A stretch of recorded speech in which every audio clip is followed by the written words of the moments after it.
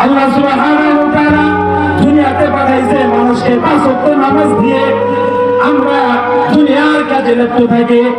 যে আল্লাহ সুবহানাহু ওয়া তাআলা দুনিয়াতে আমাদেরকে পাঠাইছেন তার যে হুকুম আহকাম দিয়ে সেই হুকুম আহকাম গুলো মানতেছি না। অথচ হাদিস শরীফে আল্লাহ সুবহানাহু ওয়া তাআলা নবী করিম সাল্লাল্লাহু আলাইহি সাল্লাম দিয়ে বলেন, আউয়ালু মা ইউহাসাবু বিহিল আবদু ইয়াউমাল কিয়ামাতিস সালাত। কাল কিয়ামতের ময়দানে সর্বপ্রথম আল্লাহ তাআলার যে হিসাব শুরু করবেন সেটা হলো আপনার আমার নামাজ। আল্লাহ সুবহানাহু ওয়া তাআলা আমাদের কত শত গুনাহ আছে, এই সমস্ত গুনাহ শুরু করার আগে সর্বপ্রথম আল্লাহ তাআলা আপনার আমার নামাজের হিসাব করবেন। আমরা দুনিয়াতে 24 ঘন্টা সময় ব্যয় করি, কিন্তু আল্লাহ সুবহানাহু ওয়া তাআলার জন্য মাত্র 1 ঘন্টা সময় ব্যয় করতে পারি না। আমরা কাল কিয়ামতের ময়দানে কি হিসাব দিব? কিয়ামতের ময়দানটা এমন ভয়াবহ হবে, কত ভয়াবহ হবে কিয়ামতের ময়দান। আপনি আমি কি সে আযাব কি সহ্য করতে পারবো?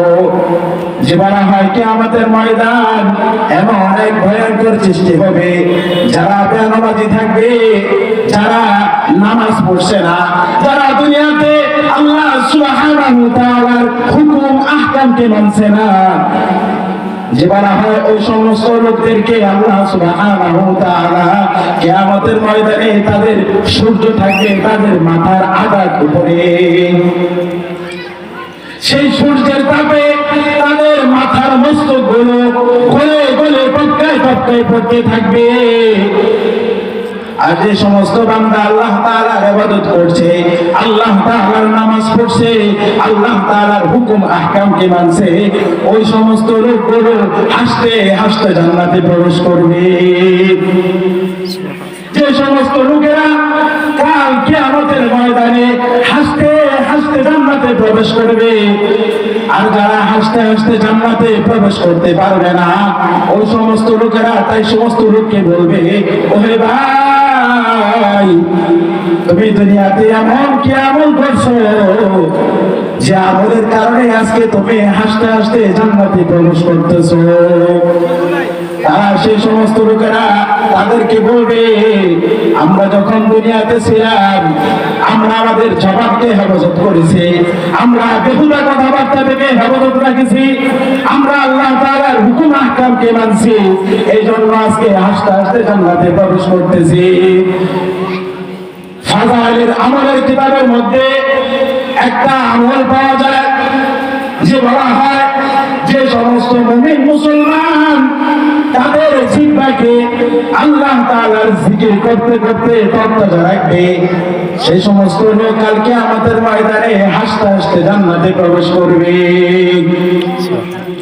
আল্লাহ আল্লাহ क्या मुबारक नाम है, अल्लाह अल्लाह आशिकों का काम है। যে কাল কিয়ামতের ময়দানে আল্লাহ সুবহানাহু ওয়া তাআলা তার প্যারা বান্দাদেরকে ডেকে ডেকে ডেকে বলবে, আল্লাহ আল্লাহ क्या मुबारक नाम है, अल्लाह अल्लाह आशिकों का काम है।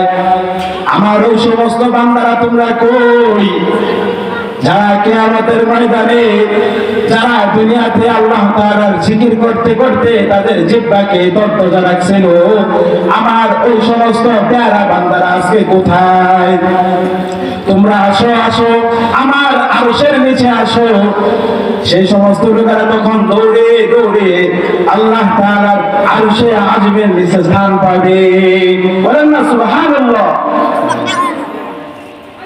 এই জন্য ভাই, যে সমস্ত লোকেরা দুনিয়াতে তাদের জিহ্বাকে তাদের জবানকে আল্লাহ তাআলার জিকির দ্বারা তরতাজা রাখবে, সেই সমস্ত লোক কাল কিয়ামতের ময়দানে জান্নাতে কাল কিয়ামতের ময়দানে হাসতে হাসতে জান্নাতে প্রবেশ করবে। সুবহানাল্লাহ।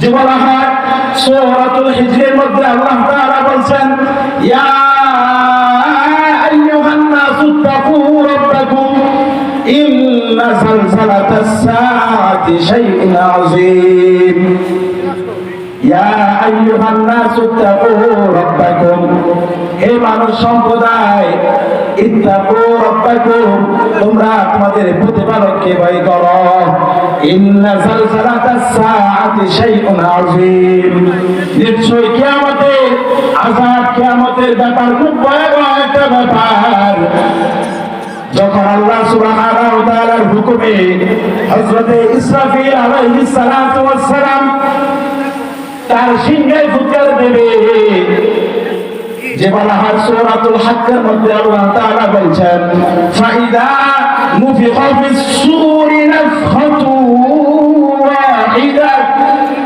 ওয়া উমিরাতিল আরদু ওয়াল জিবালু ফাদুক্কাতা দাক্কাতান ওয়াহিদা কাল কিয়ামতের ময়দানে হযরত ইসরাফিল আলাইহিস সালাতু ওয়াস সালাম যখন একটি মাত্র সিংহায় ফুৎকার দিবে ফাইদা নুফিখা ফিস সূরি নাফখাতু ওয়াহিদা কিয়ামতের ময়দানে যখন হযরত ইসরাফিল আলাইহিস সালাতু ওয়াস সালাম যখন তার সিংহায় একটি মাত্র ফুৎকার দিবে ওয়া হুমিলাতিল আরদু ওয়াল জিবাল ওয়া হুমিলাতিল আরদু ওয়াল জিবাল ফাদুক্কাতা দাক্কাতান ওয়াহিদা জমিন পাহাড় পর্বত সমূহ দাক্কাতান ওয়াহিদা উঠতে থাকবে তোলার ন্যায় উঠতে থাকবে ফায়াউমাইযিন ওয়াকাতিল ওয়াকিআ সেদিন এক ভয়াবহ সংঘটিত হবে কিয়ামতের ময়দানে যখন আল্লাহ সুবহানাহু ওয়া তাআলার হুকুমে ইসরাফিল আলাইহিস সালাতু ওয়াস সালাম যখন একটি মাত্র সিংহায় ফুৎকার দেবে দুনিয়ার যত আসমান দুনিয়ার যত পাহাড় পর্বত আছে সমস্ত কিছু তোলার ন্যায় উঠতে থাকবে দুনিয়াতে আমরা দেখি সামান্য পরিমাণ ভূমিকম্পে গত 2-1 মাস আগে যখন বাংলাদেশে মাত্র 4 ডিগ্রি সেলসিয়াস এই তাপমাত্রায় যখন একটি মাত্র ভূমিকম্প হয়েছিল মাত্র 1 থেকে 2 মিনিট সময় আরো কম সময় এই সময়ের জন্য কত শত বিল্ডিং কে কাঁপায় দিয়েছে আর যখন ইসরাফিল আলাইহিস সালাতু ওয়াস সালাম যখন সিংহায় ফুৎকার দিবে ওয়া ইদাশ শামসু কুবিরাত